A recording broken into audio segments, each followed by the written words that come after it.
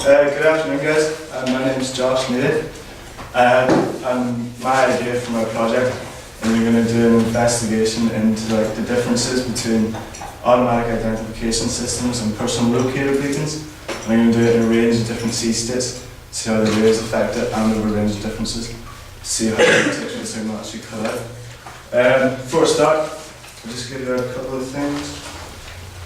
There's 5 general things here, so basically just patents for different types of personal locator beacons. And then there's some stuff you guys can read here. There's 5 of those. Don't worry. Yeah, so basically, start off with just explaining what these things are. You guys heard of the automatic identification systems now? Okay, right. Well, basically, an automatic identification system is a thing you put in your life jacket, and when you fall into the water, it sends out a signal to all boats and receivers in a 4-mile radius. So we're talking about lead pumps? The little lead pumps? Almost. It's a bit different though. Well, it just goes to the boat itself? Goes to the yeah, instead of sending it out to just emergency services, it sends to all the boats, like all the ships and all such things, so everyone can know where they are, so they can be picked up quicker. And then personal locator beacon is similar, but it sends it out on a 406 megahertz frequency, and it sends it to emergency services and stuff. So I think it takes a bit longer as well. Is it AIS the first one? Yeah. Oh, it goes on the AIS system? The first one? Will it register on AIS systems? The first one will, yeah. It will? Yeah. Oh, okay. It's pretty new stuff that they've brought up. Yeah. So it's basically... So it's flashing up? Oh, yeah. So I'm in the wrong place, sort of thing? Yeah. Oh, right. Yeah. So the way that we're going to sort of test it, I'm doing it with another person, Scott, who's in my class, but we're going to do slightly different things.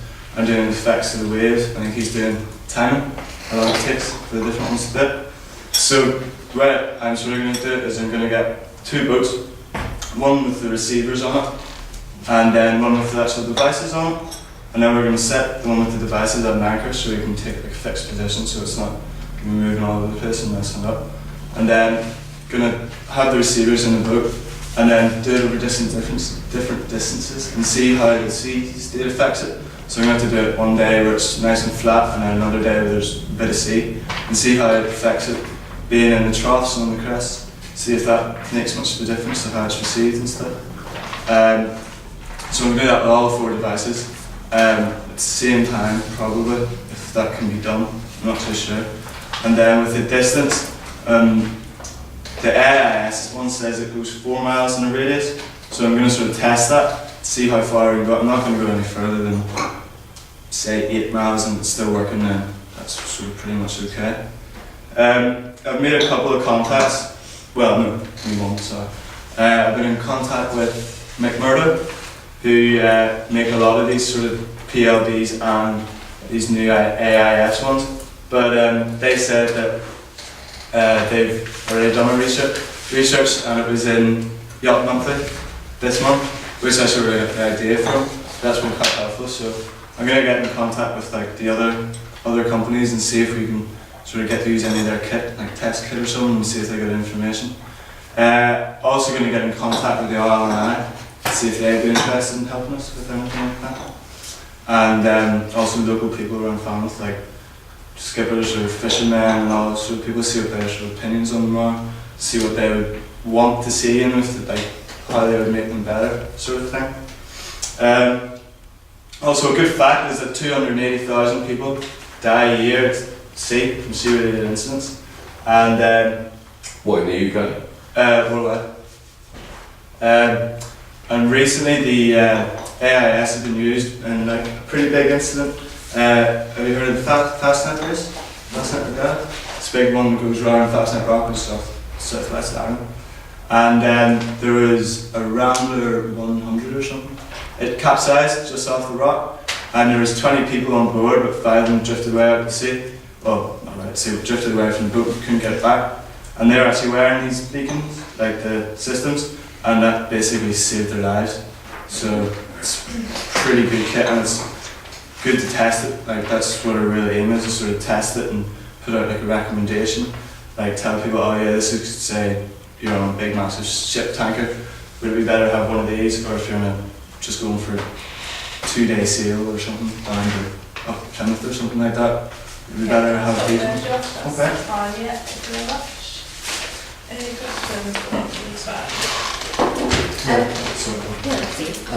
Are these the different manufacturers on this chart? You've got Murdo, Kennard, Yeah, they're the different ones that we're going to take. You might have to be careful if you're saying that one brand is better than another. If, for example, if McMurdo find out that you're telling people theirs isn't the best on the market, you're probably going to get sued. Okay.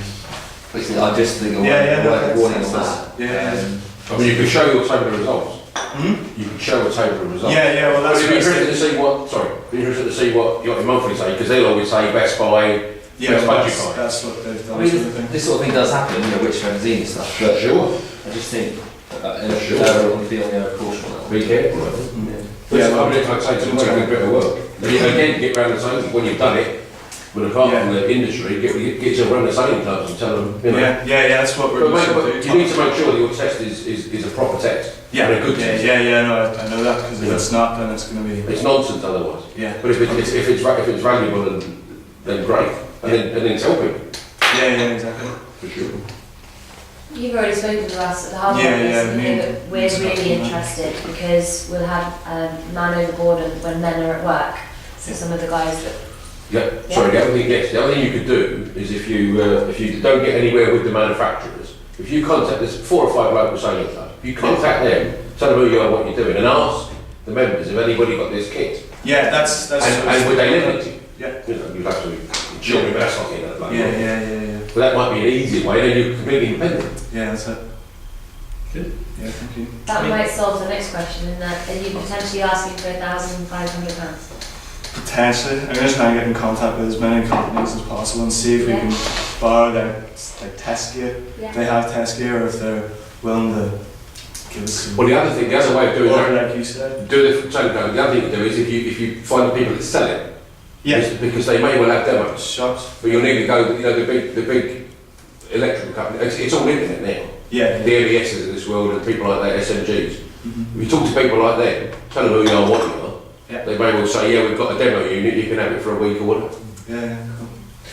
Have a look, see if the NASA Marine do them. I don't know if they NASA, do or not. They do, well, they do the AIS for sure. But, Because they're sponsoring our road. Are they? So I Yeah. quite a lot. but it's as much as the manufacturers, it's the suppliers, because they're the ones that got them on shelves and in boxes. Yeah, Yeah. I don't sell them. They feed. Very good. I think it's a worthwhile project.